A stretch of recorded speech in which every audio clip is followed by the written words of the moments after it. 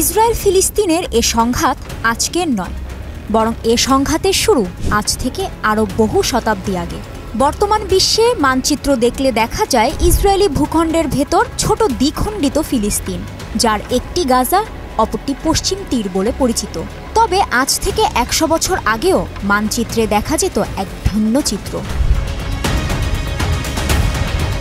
Israel ফিলিস্তিন এ সংঘাত ধর্মীয় হবার পাশাপাশি এর রয়েছে অপর একটি দিক।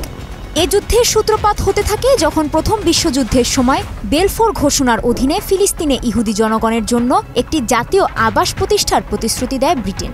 ১৯১৭ সালের অক্টোবরের শেষের দিকে ব্রিটিশ সৈন্যরা অটোমান সাম্রাজ্যের কাছ থেকে এ অঞ্চলের নিয়ন্ত্রণ নেয়। এর মাধ্যমে এ অঞ্চলে ইতি টানা হয় ১৪০০ বছরের ইসলামিক শাসনের। আল জাজিরার তথ্যমতে এ সময়কার মানচিত্র দেখলে জানা যায় তখন এ ভূখণ্ডের মোট জনসংখ্যার মাত্র ৬% ছিল ইহুদিরা। পুরো ভূখণ্ডটি ছিল ফিলিস্তিনের দখলে। তবে এরপর থেকে ক্রমেই চলতে থাকে ফিলিস্তিনি উচ্ছেদ, আর বিন্দু বিন্দু করে ভূখণ্ডটি নিজের দখলে নিতে থাকে আশ্রয়প্রাপ্ত ইহুদিরা। মূলত ইউরোপে নাজি ক্যাম্প থেকে পালিয়ে এসে ফিলিস্তিনে আশ্রয় নেয় ইহুদিরা। ফলে ফিলিস্তিনে ব্যাপকভাবে শুরু হয় ইহুদি অভিবাসন। ১৯১৮ থেকে ১৯৪৭ সালের মধ্যে ফিলিস্তিনে ইহুদি জনসংখ্যার ৬% থেকে বেড়ে দাঁড়ায় ৩৩%। জনসংখ্যার এ পরিবর্তনে উদ্বিগ্ন হয়ে পড়ে তৎকালীন ফিলিস্তিনিরা। দিন দিন এ দুটি গোষ্ঠীর মাঝে বাড়তেই থাকে উত্তেজনা। ফলে শুরু হয় ফিলিস্তিনি বিদ্রোহ, যা ১৯৩৬ থেকে ১৯৩৯ সাল পর্যন্ত চলে। এদিকে ইহুদিবাদী সংগঠনগুলি ফিলিস্তিনে ইহুদিদের জন্য একটি স্বতন্ত্র ভূখণ্ডের জন্য প্রচারণা চালিয়ে যায়। সশস্ত্র ইহুদিবাদী গোষ্ঠীরা ফিলিস্তিনি জনগণকে আক্রমণ করতে শুরু করে এবং তাদের পালিয়ে যেতে বাধ্য করে। ১৯ শতকের শেষের দিকে রাজনৈতিক মতাদর্শ হিসেবে আবির্ভূত ইহুদিবাদ একটি ইহুদি স্বতন্ত্র ভূখণ্ডের আহ্বান জানায়। ১৯৪৮ সালে ইহুদি মিলিটারি ৭,৫০,০০০-এরও বেশি ফিলিস্তিনিকে তাদের ঘরবাড়ি থেকে জাতিগতভাবে নির্মূল করে। এ গণনির্বাসন নাকবা বা বিপর্যয় নামে পরিচিত।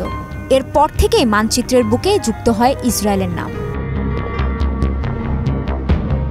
এরপর ১৯৬৭ সালে ইসরায়েল ৬ দিনের যুদ্ধে ভূখণ্ডটি পশ্চিম তীরের সঙ্গে পূর্ব জেরুজালেমও দখল করে নেয়। এভাবে যত দিন যেতে থাকে ইসরায়েলি আগ্রাসন ততই বাড়তে থাকে।